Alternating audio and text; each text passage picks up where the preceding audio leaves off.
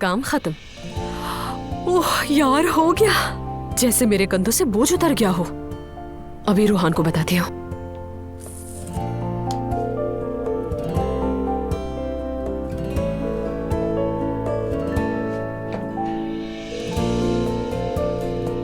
खैर, बाद में बता दूंगी। सुनकर पता नहीं क्या रिएक्ट करेगा वो। या अल्लाह, तेरा लाख लाख शुक्र है। लेकिन अब मैं क्या करूं? फौरन से रूहान को मैसेज करती हूँ बस।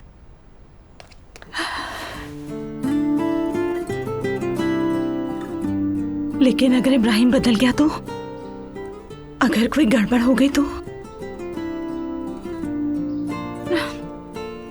नहीं नहीं नहीं, दुआ तो पूरे यकीन से कह रही थी। मुझे लगता है काम हो गया है।